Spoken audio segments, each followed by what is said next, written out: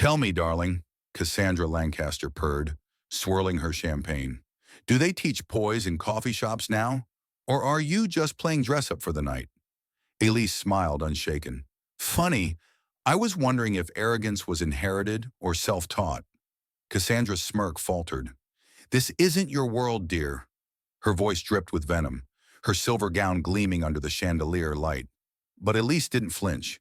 You're right, she said softly, because in my world, people answer for what they've done. Then she raised her tablet, and the screen behind her exploded with damning evidence.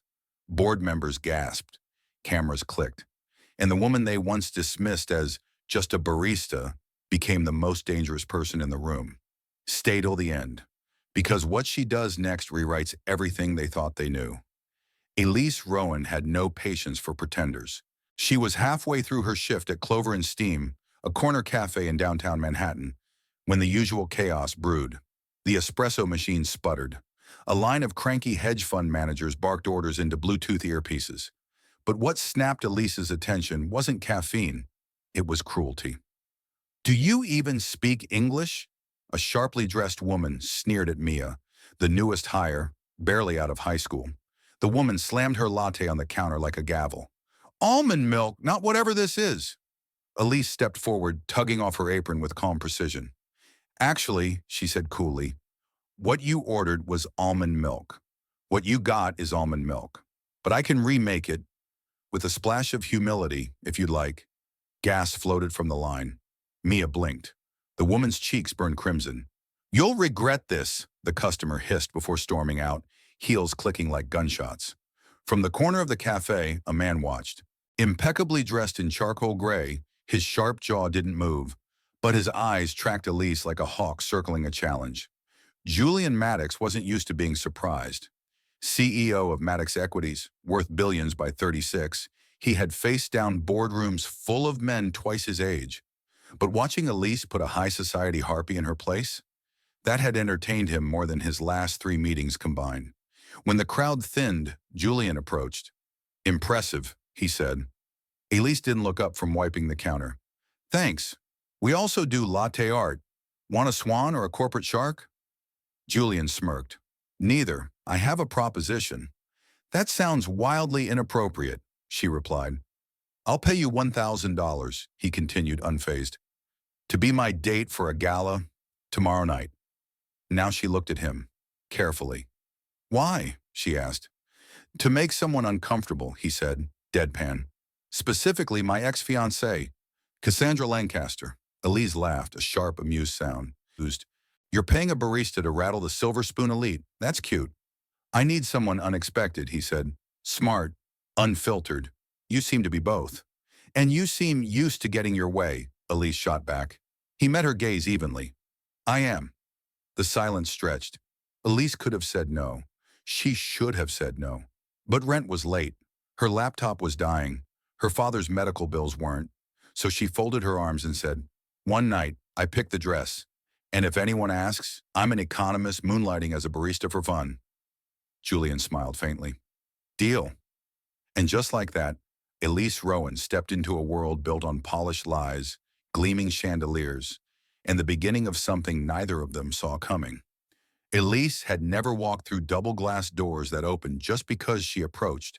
But now, stepping into the pristine, sun-drenched lobby of Bellamy Couture's private showroom, she realized she had officially crossed the velvet rope into a world she'd only observed from behind an espresso machine. Julian walked beside her, unreadable as always. Try not to bite anyone, he murmured. Try not to act like you own the world, Elise replied sweetly. Oh, wait, you kinda do. A stylist with a clipboard and terrifyingly symmetrical cheekbones swooped in before Julian could retort. Miss Rowan, we've prepared 6 options for you. Classic silhouettes with modern edges, just as requested. Elise blinked. You already? Julian shrugged. I Googled your favorite colors and your coffee order. I'm thorough. She narrowed her eyes. Creepy. He didn't deny it. Efficient. The next few hours unfolded like a fever dream, a sea of satin and silk, champagne flutes she didn't touch, names she couldn't pronounce, dresses that looked more like armor than art. Elise stood stiffly as three stylists zipped, fluffed, and fastened her into a deep navy gown with off-shoulder sleeves that hugged her like confidence. She caught her reflection. Not bad. Not her exactly, but not bad. "Where's the jewelry?" one stylist chirped. "Not doing it," Elise said flatly. "I'm not a chandelier." They all blinked. Julian watched from a distance, arms crossed, expression unreadable, but something in his eyes flickered. Maybe approval, maybe disbelief. At the etiquette lesson, Elise sat through introductions with the barely concealed smirk of someone who'd read The Prince and called Machiavelli an optimist. "Always hold the fork like I'm trying to charm the aristocracy out of their tax breaks." "Got it." The instructor turned crimson. Julian choked on his water. That night, they rode in silence in the back of his town car. Until Elise, staring out the window at the glowing Manhattan skyline, said quietly, "You know what the real performance is?" Julian glanced at her. "This whole thing," she continued, "gowns, smiles, power games, you could burn $10,000 and call it ambiance." Julian tilted his head. "Yet you're still playing." Elise met his eyes. "Because rent doesn't care about principles." He didn't respond right away. When he did, it wasn't what she expected. "You don't belong in a cafe," he said. "You read The Economist in between latte orders. You mentioned South Korea's interest rate shift and how it'd affect crypto. Casually. Most of my analysts couldn't connect those dots." Elise shrugged. "Free Wi-Fi, expensive curiosity." Julian looked at her like she was a puzzle he wasn't sure he wanted to solve. The next day brought the final rehearsal at the Gala venue. Gleaming chandeliers, marble floors, waitstaff moving like clockwork. As Julian greeted the event organizers, Elise wandered through the ballroom and listened. Not to the music, but to the people. "Who's that?" someone whispered. "The date. Maddox's latest PR stunt?" "She doesn't even have a stylist. Look at her hair." Elise smiled to herself. Let them underestimate her. Later, during a break, she sat with Julian on the empty terrace. He loosened his tie. She kicked off her heels. "We're not so different," he said suddenly. She raised an eyebrow. "Except for the billion-dollar hedge fund and the private jet?" Julian's eyes stayed on the skyline. "Except I know what it's like to feel like you're always performing, that every move is watched, judged." Elise leaned back. "Then maybe stop hiring people to fake it with you." That landed harder than she expected. He turned to her, almost defensive, but stopped. "You're not faking," he said instead. "You're terrifyingly real." She tilted her head. "Scared, Julian?" His smile was small. "A little." "Why?" And then something shifted. Not with words, but with space. They stood a little closer the next day, spoke a little softer, teased without the armor. He handed her a glass of sparkling water at the fitting. She brought him a black coffee without being asked. She called him out when he dodged a question. He listened when she made him laugh. And somewhere between fittings and footnotes, Elise found herself forgetting that this wasn't her world. Not because she belonged in it, but because she didn't need to. She was remaking it in her image, one sharp glance at a time. And Julian Maddox? He was beginning to wonder if the woman he'd hired for a role might be rewriting his script altogether. The gala was over, but Julian Maddox hadn't gone home. Instead, he sat alone in his office, the glow from his monitor painting sharp angles on his face. He stared at the search results in front of him, fingers frozen above the keyboard. Elise Rowan. Not Elise Carter, like she'd said at the gala. Rowan. Julian's jaw clenched as he clicked deeper into the archives. And there it was, an article from over a decade ago. Daniel Rowan, investment visionary, falls from grace in scandal involving Lancaster Holdings. Julian leaned back in his chair, blood draining from his face. Daniel Rowan had once been a rising star, sharp, principled, and respected even by his competitors, until he wasn't. Accusations of insider trading, misappropriation of client funds, and failed mergers buried his firm in days. The press had eaten him alive. No charges had ever stuck, but his reputation had never recovered. The industry closed its doors to him, and now Julian saw it clearly, because he knew those names.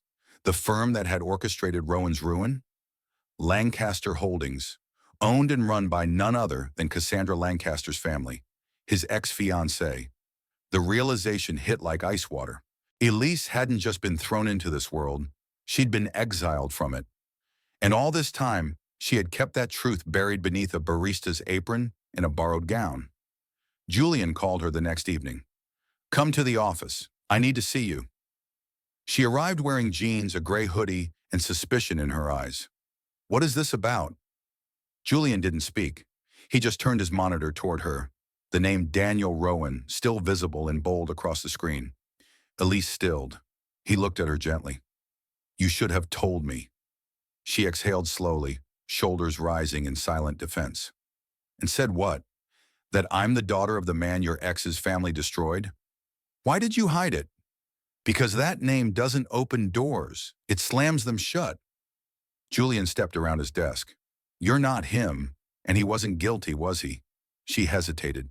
Then finally, quietly, "No, he wasn't." Elise sat down, her eyes distant. "My father built his firm from nothing. He was strict, but fair. He didn't play dirty, and that's why they chose him." Julian leaned forward. "Cassandra's family?" She nodded. "He pulled out of a merger with Lancaster Holdings at the last minute.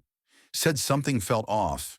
Too many untraceable funds, inflated projections.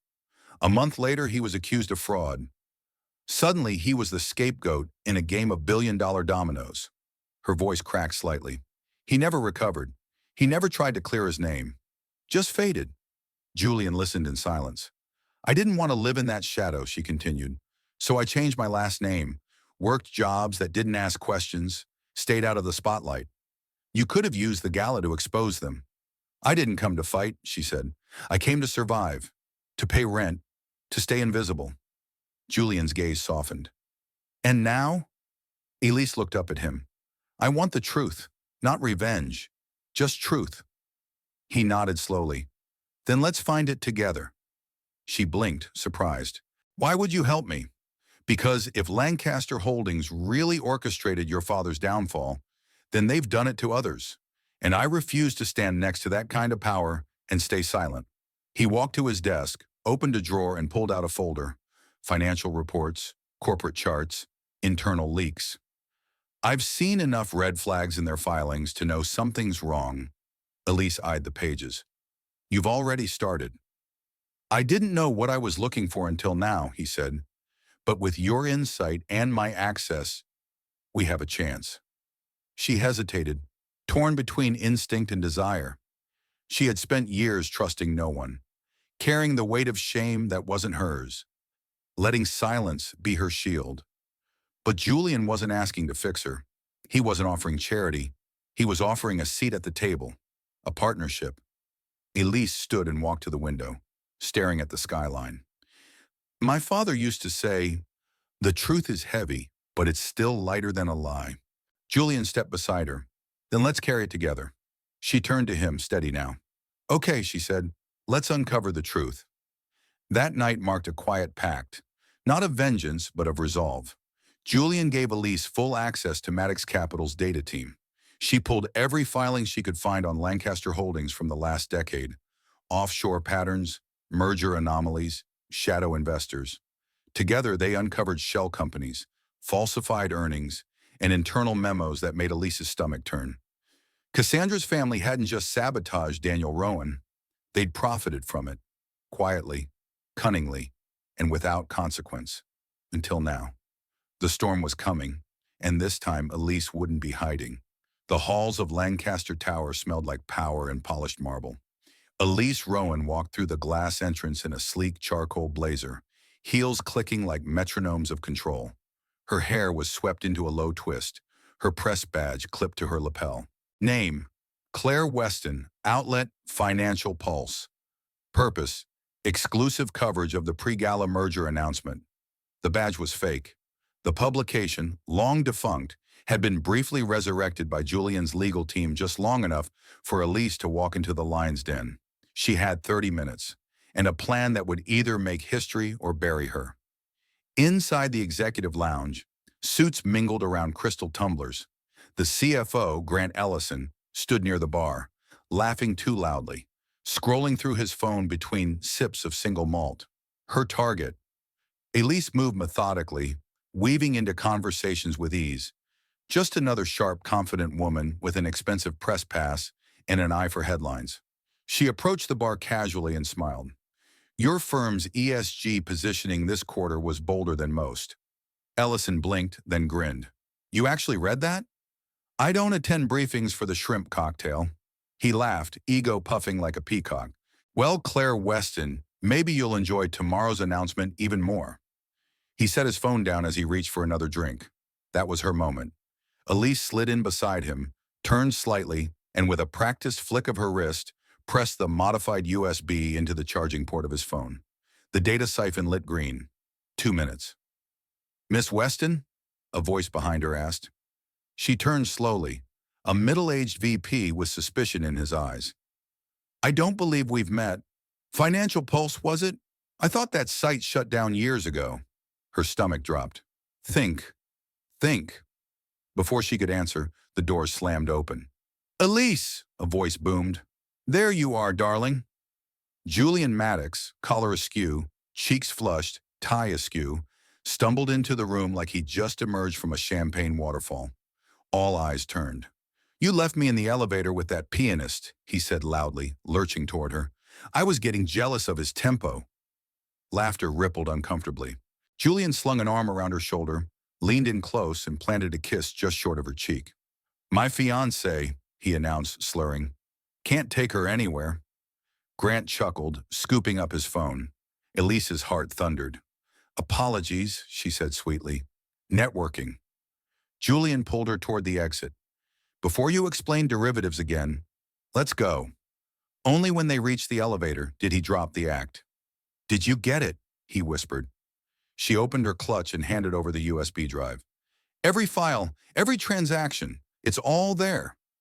Julian stared at her, half in awe, half in something deeper. You were perfect, he murmured. Elise let out the breath she didn't know she was holding. Let's bring them down. The next evening, Lancaster Holdings' annual shareholder gala glimmered beneath a glass dome lined with chandeliers. A crowd of polished elites laughed and clinked glasses, unaware that their foundation was about to crack. Julian moved through the room with measured ease. Elise waited backstage, dressed in a sleek black gown, hair flowing in soft waves, a slim tablet clutched in her hand like a blade. On cue, the MC took the mic. Ladies and gentlemen, tonight we welcome a special guest, one who represents the next generation of financial ethics and resilience. Please welcome Elise Rowan. Gasps rippled through the crowd as she stepped onto the stage. Eyes widened, cameras raised. Cassandra Lancaster's champagne glass paused halfway to her lips. Elise exhaled and faced the sea of tailored suits and old money. Some of you may know me as someone new to your world, a barista, a nobody, she began, voice calm and clear. But I'm also the daughter of Daniel Rowan. Dead silence. 10 years ago, my father's reputation was destroyed, not because of mistakes, but because he refused to play dirty. He trusted the wrong people. She turned toward the screen and tapped her tablet. Behind her, the wall lit up. Internal memos, offshore accounts, transactions tying Lancaster Holdings to the deliberate collapse of Rowan Capital. He was framed by the very people in this room. Whispers broke like a wave. A board member stood, pale. Cassandra's father stepped away from the crowd, phone to his ear, already scrambling. This isn't about revenge, Elise continued. This is about truth, and tonight it belongs to all of us. She stepped away from the mic. The ballroom exploded. Voices rose, flashbulbs popped, reporters lunged, stockholders whispered furiously. Julian appeared at her side. You did it, he said. Elise looked at him. No smile, just trembling breath. No, she replied. We did. In the hours that followed, headlines crashed across every screen. Lancaster Holdings exposed in 3.8B insider scheme. Elise Rowan reveals data trail clearing father's name. CEO Julian Maddox supports whistleblower at Gala. The stock plummeted. Investigations launched, and for the first time in a decade, the world said Daniel Rowan's name with something approaching respect. But for Elise, it wasn't just vindication, it was freedom.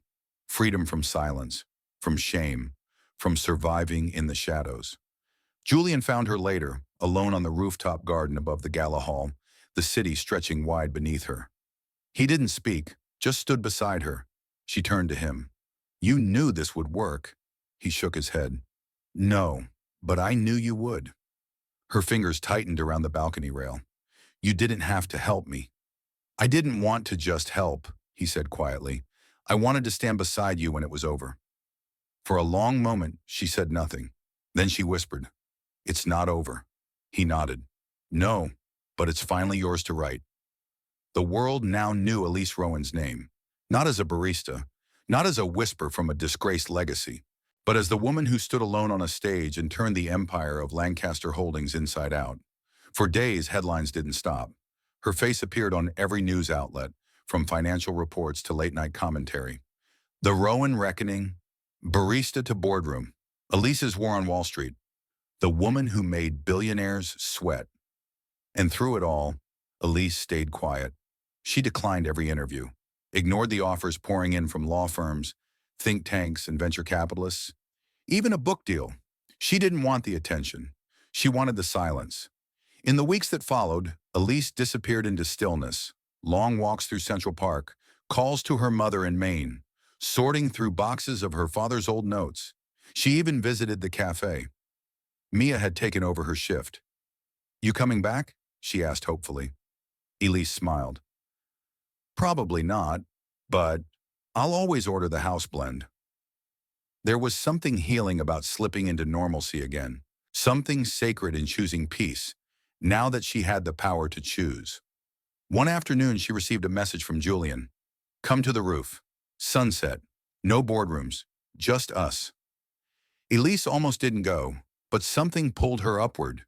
Curiosity, maybe, or the memory of his eyes when he wasn't playing the CEO. The rooftop garden above Maddox Tower had never looked so still. Golden light painted the skyline. The wind rustled through potted jasmine and glass railings.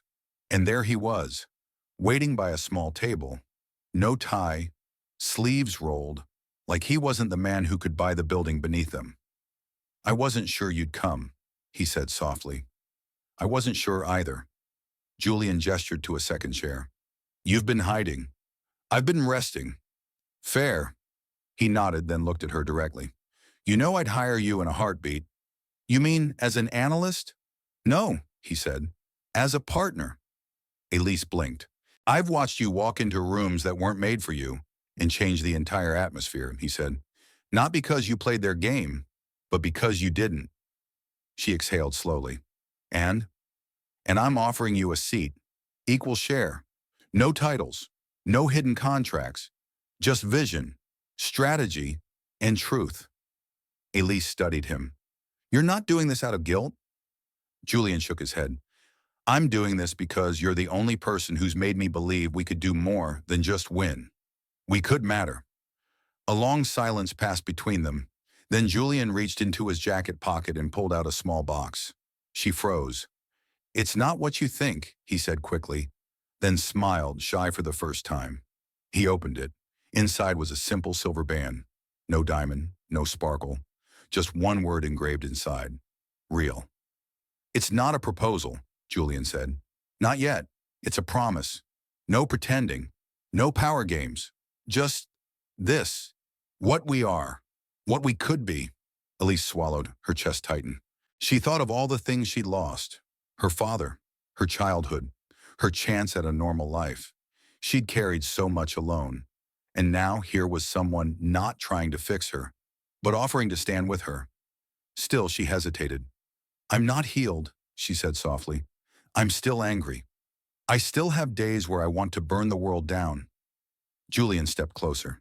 "Then we build something better in its place." Her lips quirked. "You're a romantic disguised as a shark. And you're a hurricane disguised as a waitress?" She reached for the ring, slid it onto her middle finger. Not a traditional placement, but hers. "I'm not going anywhere," she said, "but I'm still not wearing heels to the office." He laughed, pulling her close. "Then I'll lower the desks." 3 months later, another gala, another ballroom. But this time, the whispers were different. "Is that her? Elise Rowan?" "She's Maddox's partner now." The real deal. Elise moved through the room with quiet confidence, Julian at her side, not as her shield, but as her equal. She didn't need revenge anymore. She had something stronger: purpose, partnership, and the power to write her own future. And this time, when the cameras flashed, she didn't flinch.